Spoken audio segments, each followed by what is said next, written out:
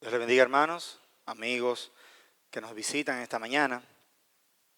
Y también deseo que Dios bendiga a aquellos que nos oyen a través del canal. Que la paz de Dios nos cubra en todo momento, esa perfecta paz que sobrepasa todo entendimiento. Amén. En la mañana de hoy he querido que tomáramos un tiempo para hablar del gozo. Y por eso he titulado esta predicación, Una vida de gozo. Gloria a Dios, una vida de gozo. No se parece a la vida, ¿verdad que no? Como que el gozo y la vida van como diferentes, como por caminos contrarios. Pero sí, Dios tiene una vida de gozo para ti. Pero si vamos a hablar de gozo, tenemos que tratar de encontrar la fuente correcta de ese gozo que estamos anhelando, que estamos buscando. Y muchos buscan este gozo en las emociones. Estaría bien si nosotros pudiéramos agendar solamente situaciones agradables en nuestra vida, si pudiéramos decir, bueno, en el día de hoy yo solamente voy a permitir cumplir metas. Ese es mi programa para hoy. Y mañana va a ser un día de yo abrir buenos regalos. Pero pasado mañana y quizá la semana completa yo voy a tomarme el día y los días para viajar. Vamos bien. Pero también yo quiero estar acompañado de las personas que me importan, las que pelean menos. Entonces, si es así, estaría bien, pero sabemos que esa no es la realidad. Nosotros no podemos agendar nuestra vida en relación a las cosas que queremos, a las que nos dan emociones correctas. Por esta razón no es una fuente correcta ni fidedigna de conseguir gozo. Otros la buscan el gozo en la familia. Y yo particularmente disfruto mucho el tiempo en familia, me encanta estar con mi familia, disfrutar, pero sabemos que la familia no es perfecta, está un poquito lejos de eso. Yo como hijo no soy perfecto, pero yo como padre tampoco soy perfecto. Pero si me evalúan como esposo, y voy a oír un gran amén de la esposa mía, tampoco soy perfecto. Sí, dijo amén ella. No soy perfecto, entonces si ponemos esa familia como nuestra fuente de gozo, también vamos a fallar. Otros buscan ese gozo en los éxitos. Y el éxito debemos saber que es difícil primeramente de identificar. A veces ni siquiera sabemos qué es el éxito.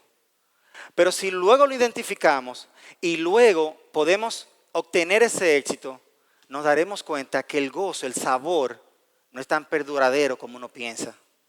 Entonces no es una fuente de gozo. La fama, la aceptación, poner nuestro gozo bajo los hombros de otra persona, que lo que él piense de nosotros sea lo que me motive a tener gozo, no es el camino. El dinero, muchos piensan que con tener dinero, con acumular grandes fortunas, van a tener el gozo que tanto esperan. Pasan su vida entera desgastándose por ese dinero que le va a dar ese gozo y luego se dan cuenta que no es verdad. Si fuera así, los ricos no sufrían de depresión, ni tomaran decisiones contra su propia vida. O sea que el dinero no es la fuente del gozo. El conocimiento de por sí es bueno, sobre todo si podemos aplicarlo de manera correcta, pero no encontramos el gozo ahí. Al contrario, pudiera ser aflicción el hecho de saber y de conocer tanto lo que está pasando en este mundo. Quizás la ausencia de problemas, pero esto es un imposible. O sea que para nosotros poder decir que la ausencia de problemas es lo que te va a dar el gozo que tú tanto buscas, tendríamos primeramente que buscar una persona que no tenga problemas. Entonces cuando usted encuentre a esa persona, usted me llama y me avisa para entrevistarlo. No es la fuente. El gozo es esquivo. En buen cibaeño, el gozo viene siendo como usted intentar agarrar una guinea alzada con la mano. No es tan fácil de alcanzar el gozo. Porque el gozo pleno viene solamente de Dios y de una relación correcta con Él, donde nosotros podamos entender que su mano poderosa y amorosa es quien nos da la provisión que necesitamos. El gozo no es solo una virtud, el gozo es un mandato. Dios te está mandando a que tengas gozo y ese gozo nos va a evitar incurrir en algunas prácticas pecaminosas como es la avaricia, como es la queja o como es la amargura. Dice Hebreos, en el capítulo 13, en el versículo 5, lo siguiente: sean vuestras costumbres sin avaricia, contentos con lo que tenéis ahora, porque Él dijo, y está hablando de Dios, no te desampararé ni te dejaré. Amén.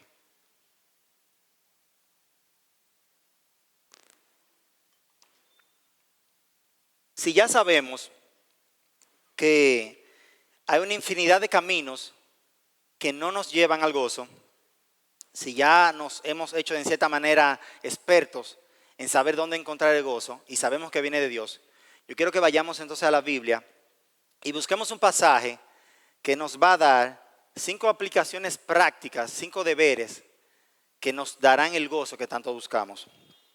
Vayamos a Filipenses, en el capítulo 4, en los versículos que van del 10 al 19. Filipenses 4, del 10 al 19. Y dice lo siguiente: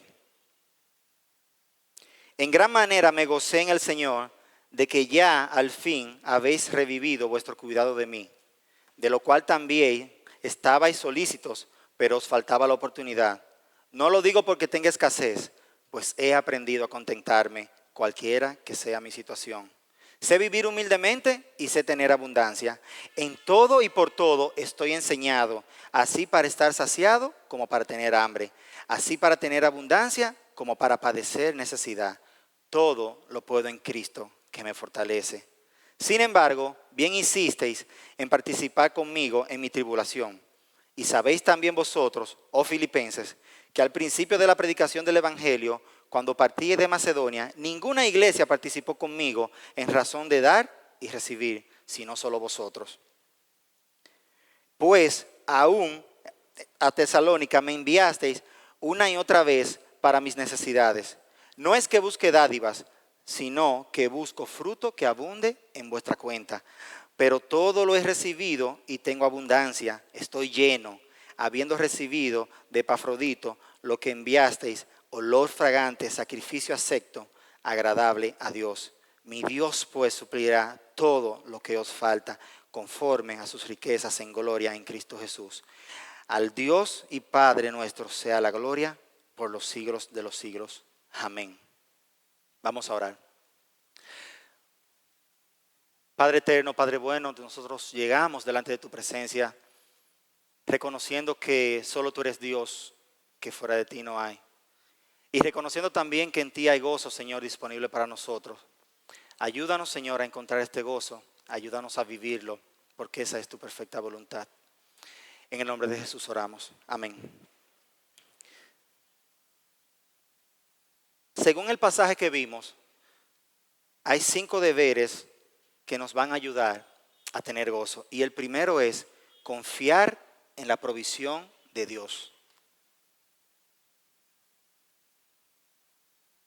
En gran manera me gocé en el Señor, de que ya al fin habéis revivido vuestro cuidado de mí, de lo cual también estabais solícitos, pero os faltaba la oportunidad. ¿Qué podemos ver en este versículo? ¿Acaso estamos viendo esta ayuda que le llegó a Pablo como una coincidencia, como un golpe de pura suerte?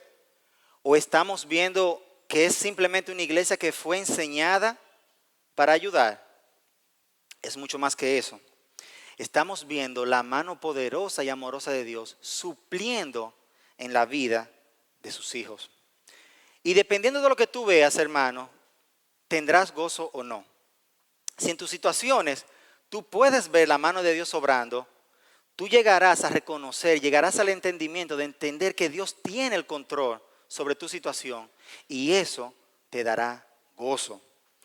Dice Efesios en el capítulo 1, el versículo 11, lo siguiente: en él asimismo tuvimos herencia, habiendo sido predestinados conforme al propósito del que hace todas las cosas según su designio, según el designio de su voluntad. Aquí no vemos lugar ninguno para escapes. No vemos lugar en la voluntad de Dios para un plan B, un plan C. Aquí no hay cortocircuito. Aquí solamente hay un Dios que tiene control de todas las cosas Y eso incluye, lógicamente, nuestras vidas. Y eso me trae a la mente una ilustración que muchos de ustedes sé que conocerán. Sé que conocen. Había una vez un par de jóvenes ateos que vivían en una comunidad con una anciana viuda. Y a ellos se les ocurrió la brillante idea de gastarle una broma a la anciana. Y la broma era hacerle una compra de alimentos y decirle que el diablo se la había mandado. Tan sencillo como eso, muy amenos. Ellos salen así, se van al supermercado, hacen la fila de 3 kilómetros para llegar, sobre todo un día antes de las elecciones que se abarrotan. Y después que hacen toda su fila, compran los abarrotes, los alimentos y se los llevan a la doña. La doña da gracias a Dios y le da gracias a ellos. Ay, gracias mis hijos por esos alimentos. Pero ellos se sorprenden de que ella no le pregunta ¿y quién se lo dio? Y entonces se mira uno al otro y dice, doña, ¿y usted no va a preguntar quién se lo dio? Y dice, no, es que cuando Dios manda, hasta el diablo tiene que obedecer. Ese es el Dios que tenemos. Dios está en control de todo. Dios está en control de tu situación y tú puedes contar con eso. Tú puedes contar con su providencia de manera muy milagrosa o de manera natural, como fue el caso de esta ilustración. Recuerden que Dios abrió el mar rojo para que su pueblo pasara en seco. Él hizo una proeza y su pueblo pudo ser salvo. Pero también Él usó el mal que tenían pensado los hermanos de José para salvar mucha gente. Dice Génesis 20:50 en el versículo 20, vosotros pensáis mal contra mí, mas Dios lo encaminó a bien para hacer lo que vemos hoy, para mantener a mucha gente, para mantener en vida a mucho pueblo. Esto es más o menos como que usted tenga una situación y le está pidiendo a Dios que lo libre de esa situación. Y la situación está acá, yo estoy acá, me está agobiando. Y Dios ya determinó que tu salvación está ahí, justo ahí. Yo quiero ir para allá, pero me toman personas más fuertes que yo y me van encaminando para acá. Y yo me voy moviendo, pero yo me estoy alejando de la salvación. Pero ¿quién fue que determinó que la salvación estaba ahí? Fue Dios. Yo no sé cómo Él lo va a hacer. No lo sé. Yo no sé si va a mandar un pez grande, como con Jonás. Yo no sé si será con una vara. Yo no sé si será en un Uber. Pero yo sí sé que Dios me va a llevar a ese lugar donde ya determinó que tenía esa salvación para mí. Lo segundo que les quiero compartir es el complacerse aún con lo poco. Complacerse aún con lo poco. Pueden llenar.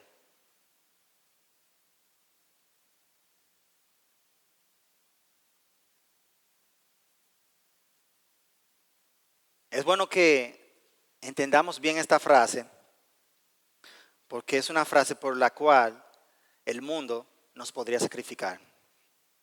Es totalmente contrario a lo que dice la sociedad. Es casi como si en los tiempos donde se pensaba que la tierra era plana, alguien decía, bueno, la tierra es redonda.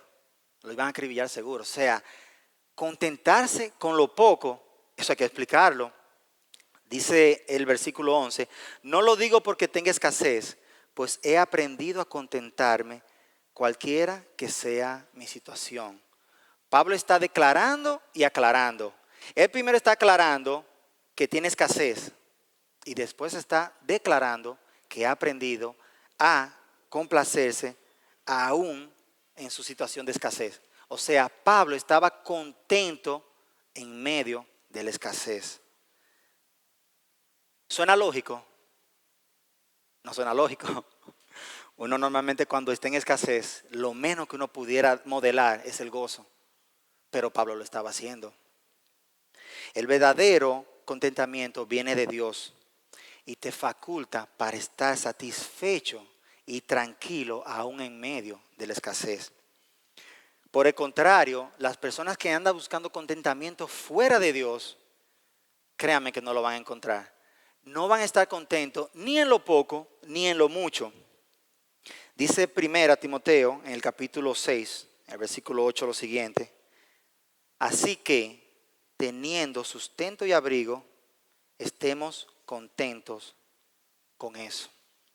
O sea, que nuestro contentamiento vaya por encima de esa escasez que pudiéramos estar viviendo en un momento determinado. Y quiero que primeramente entendamos este principio bíblico de estar contento aún en la escasez, no por la escasez, aún en la escasez. Pero quiero también que entendamos que no es que estamos llamando escasez. Yo no le estoy diciendo que oremos, Señor, dame escasez, no. Yo no estoy diciendo que no autoneguemos el placer de obtener algunas cosas o de cohibirnos de algunas necesidades. Lo que le estoy diciendo es que debemos glorificar a Dios y gozarnos con Él, y ese gozo, aún en la escasez, no te va a abandonar. Amén. El tercer principio y deber es que nos motiva a no depender de las circunstancias. No depender de las circunstancias. Dice el versículo 12, sé vivir humildemente y sé tener abundancia. En todo y por todo estoy enseñado. Así para estar saciado como para tener hambre. Así para tener abundancia como para tener necesidad. Sé vivir humildemente y sé tener abundancia. Pablo está diciendo que sin importar lo que estuviera pasando, él estaba preparado para la vida con gozo. Y podríamos decir en un momento, bueno, quizás vamos a enfocarnos solamente en las necesidades, pero debemos estar preparados para ambas cosas. Muchos pensarán que para los tiempos buenos nadie necesita estar preparado, pero no es así. Tanto los tiempos difíciles como los tiempos buenos te pueden desenfocar de Dios. Y en todo, como dice Pablo, debemos ser enseñados. Imagínate que de repente tú recibes una herencia, una vasta herencia. Hasta ahí estamos bien, ¿verdad que sí? De la noche a la mañana, uno de ser jornalero, amén. De la noche a la mañana, uno de ser jornalero, de asalariado, uno pasa a ser un prominente señor don importante. Ese soy yo, don importante. Eso está bien, eso no está mal. Si usted tiene una herencia por ahí, recíbala con paz y con gozo. Pero hay peligro en esto.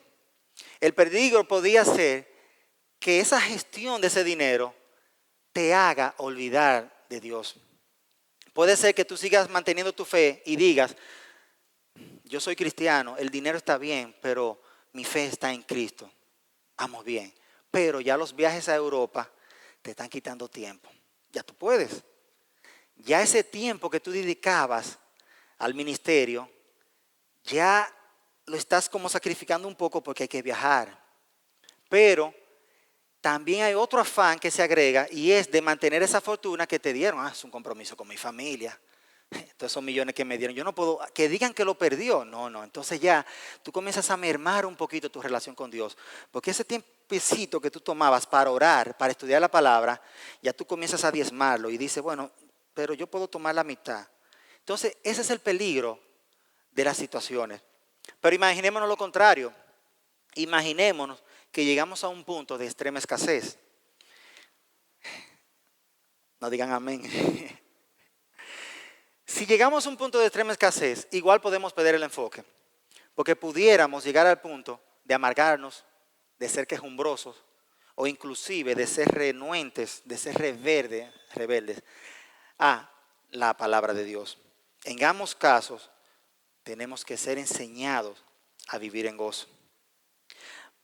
Pablo aquí está diciendo, sé vivir humildemente y sé tener abundancia. Y lo está diciendo quien tiene autoridad.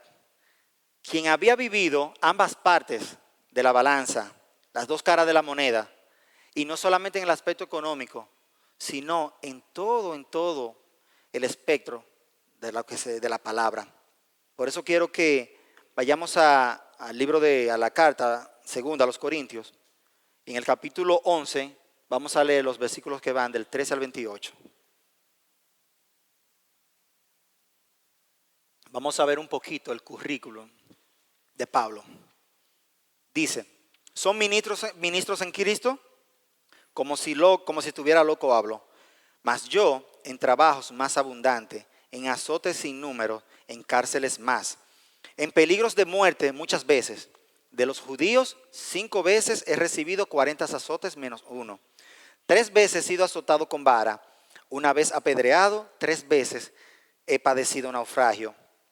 Una noche y un día he estado como náufrago en alta mar, en caminos muchas veces, en peligros de ríos, peligros de ladrones, peligros de los de mi nación, peligros de los gentiles, peligros en la ciudad, peligros en el desierto, peligros en el mar, peligros entre falsos hermanos, en trabajo y en fatiga, en muchos desvelos, en hambre, en sed, en muchos ayunos, en frío y en desnudez.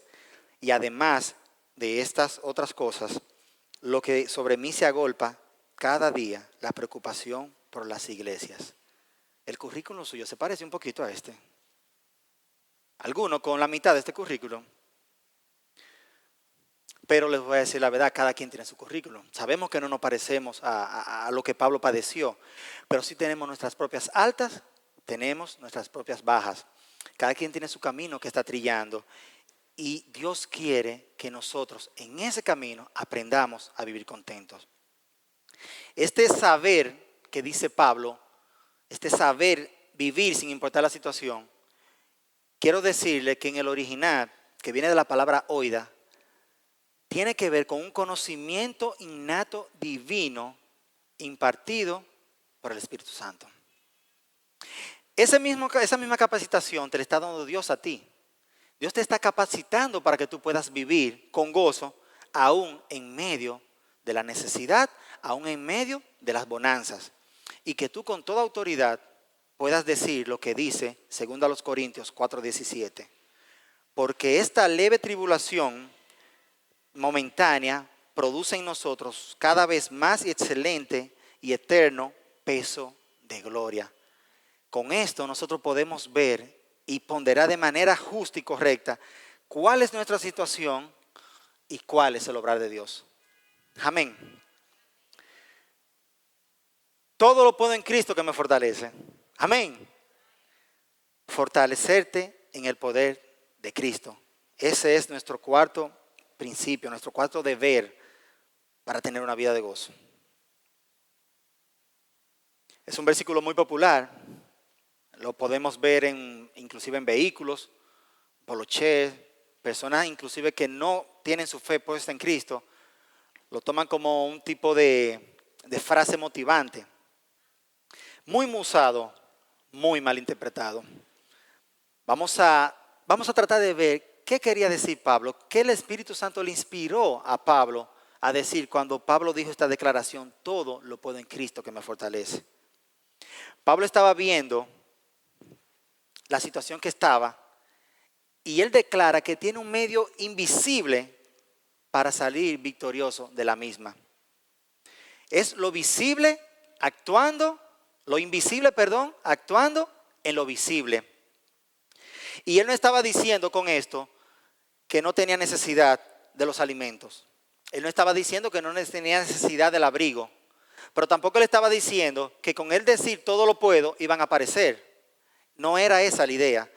Él estaba diciendo que todo lo podía soportar y en todo podía vencer con el poder de Cristo.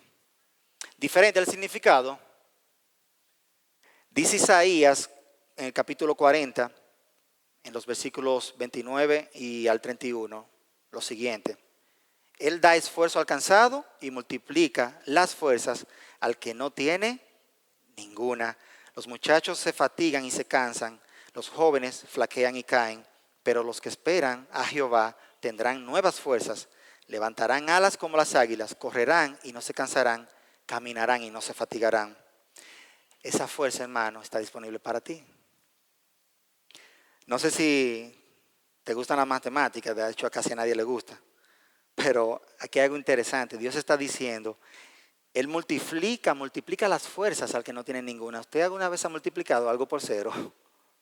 Eso da cero. Pero las matemáticas de Dios funcionan diferente.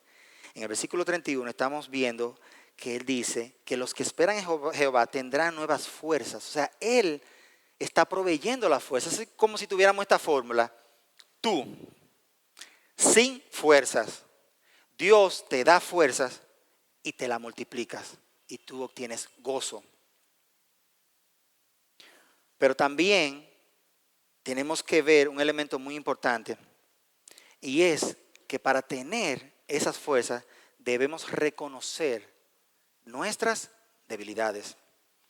En 2 Corintios, en el capítulo 12, en el versículo 10, dice: por lo cual, por amor a Cristo, me gozo en las debilidades, en afrentas, en necesidades, en persecuciones, en angustias, porque cuando soy débil, entonces soy fuerte.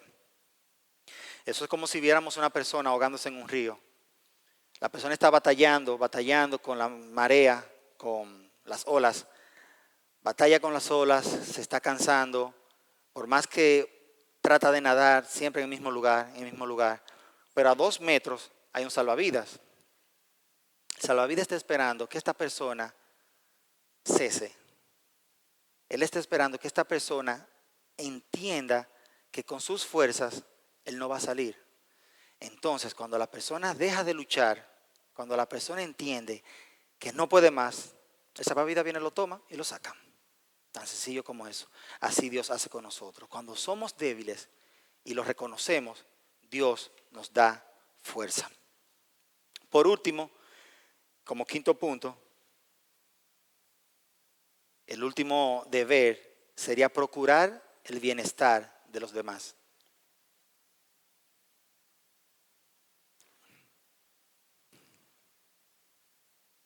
Y ahí están los versículos que leímos al principio, los que van del 14 al 19, que dicen así: sin embargo, bien hicisteis en participar conmigo en mi tribulación. Y sabéis también vosotros, oh filipenses, que al principio de la predicación del Evangelio, cuando partí de Macedonia, ninguna iglesia participó conmigo en razón de dar y de recibir, sino solo vosotros. Pues aún a Tesalónica me enviasteis una y otra vez para mis necesidades. No es que busque dádivas, sino que busco fruto que abunde en vuestra cuenta. Pero todo lo he recibido y tengo abundancia. Estoy lleno, habiendo recibido de Epafrodito lo que me enviasteis, olor fragante, sacrificio acepto, agradable a Dios. Mi Dios pues suplirá todo lo que os falta a sus riquezas en gloria en Cristo Jesús. Yo les voy a hacer una pregunta, otra más, pero quiero que nadie la conteste. Debe ser a lo interno. Nadie puede levantar la mano ni hacer ninguna seña. ¿Quién de los que están aquí han ayudado a alguien? Yo sé que todos. ¿Qué han sentido cuando ayudan a alguien? ¿Le da gozo? Claro que da gozo. Pero nosotros no estamos acostumbrados mucho a esto. Este gozo no lo experimentamos tanto, porque aun cuando sabemos que debemos ayudar, aun cuando sabemos que nos da gozo, como que el bolsillo y mi comodidad son un poquito difíciles de domar. Tenemos la intención, pero nos falta ese empujoncito de hacerlo. Pero Dios está mandando a que procuremos el bienestar de los demás. Y esto implica, hermanos, bendiciones para nosotros. Dios no se queda con lo de nadie.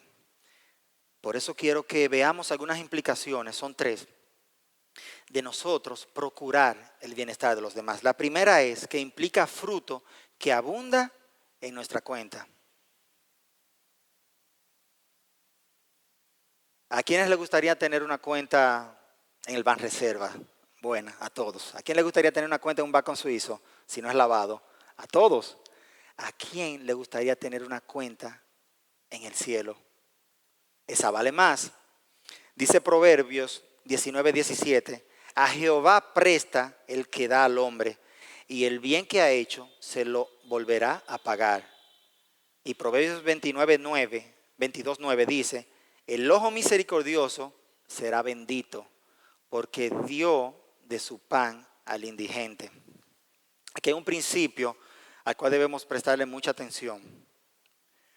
Pero no es que con esto pensemos que vamos a encontrar en Dios como un tipo de bolsa de valores. Dios te va a renumerar. Hay bendiciones espirituales para aquel que da al otro, aquel que sirve. Pero no lo veamos como una bolsa de valores, como una inversión donde yo voy a invertir esto acá, y Dios me... No es así. La idea es que entendamos que fuimos creados para buenas obras, que Dios está esperando que la hagamos y que cuando nosotros hagamos esas buenas obras a las cuales fuimos llamados, entonces como resultado sabemos que Dios no se quedará con lo de nosotros, con lo que hemos hecho. Esa es su promesa. Lo segundo que implica procurar el bien de los demás es, lo pueden llenar en el punto B, implica olor fragante, sacrificio acepto, agradable a Dios. Y aquí vemos una comparativa de Pablo de nuestro acto de dar con el acto sacrificial de la adoración del Antiguo Testamento. En el Antiguo Testamento Dios estaba pidiendo que le adorara a través de sacrificio. Era una de las maneras de adorar a Dios. Pero ahora, en el nuevo pacto, Dios está pidiendo otras cosas de nosotros. Vayamos a Hebreos, al capítulo 13, a los versículos 15 y 16, para que veamos qué espera Dios de nosotros en cuanto a esto. Así que ofrezcamos siempre a Dios, por medio de Él, sacrificio de alabanza, es decir, fruto de labios que confiesan su nombre. Y de hacer bien y de la ayuda mutua, no os olvidéis, porque de los tales sacrificios se agrada Dios. Dios está poniendo en balanza el aleluya de nosotros con el bolsillo. Él quiere que la alabemos, Él quiere que la adoremos, pero Él quiere que ayudemos a los demás. Amén. Yo por eso te motivo, hermano, en esta mañana que tú le alabes, a que tú confieses su nombre, a que tú, paralelo a eso, ayudes a los demás, tal como lo pide la palabra. Y verás cómo tu ofrenda será como la de Abel. Y como dijo Pablo, será olor fragante, sacrificio acepto, agradable a Dios. La tercera implicación de procurar el bien de los demás es que Dios suplirá todo lo que nos falta. Entonces es una promesa tremenda, hermano. Ya hablamos de que Dios no se queda con lo de nadie, Dios paga. Él no tiene que pagar, pero Él lo hace. En su soberanía Él lo hace. Él tiene bendiciones espirituales para aquellos que se despojan de lo que tienen, pero también Él tiene bendiciones terrenales. Los filipenses le habían ayudado a Pablo y su ayuda fue tal que dice Pablo que abundó. En el original este abundó hace alusión a rebosó, en exceso, más que suficiente. Eso es como si yo tuviera un problema de 5 pesos y me regalan 15. Tan sencillo como eso. Para lograr esto, los filipenses tuvieron que sacrificarse. Esta no era la iglesia más rica, pero sí estaba entre las más generosas. Ellos, sin embargo, pudieron ver con este sacrificio la mano de Dios obrando generosamente para proveerles aquellas cosas que necesitaban. Su sacrificio no fue en vano. Dice 2 Corintios, capítulo 9, versículo 6, lo siguiente. Pero esto digo, el que siembra escasamente, también segará escasamente. El que siembra generosamente, generosamente, también segará. Ahí no hay quinta pata, ahí no hay nada. Dios está diciendo que sea de dinero, sea tu tiempo, sea tu esfuerzo. Tú sembraste poco, Dios no se queda con lo de nadie. Tú vas a cosechar poco. Pero tú sembraste mucho y Dios te va a permitir cosechar mucho. En nosotros está decidir qué queremos cosechar, mucho o poco. Hermanos, lo visto aquí en cuanto al contentamiento de Pablo, el contentamiento que él expresa aún en medio de esta situación, se puede resumir en los 5 puntos que hablamos, pero también en 5 actitudes que coinciden con cada punto. Fe, humildad, sumisión, dependencia y abnegación. Esas son las definiciones de un cristiano maduro que goza de una vida plena. Que Dios bendiga su palabra.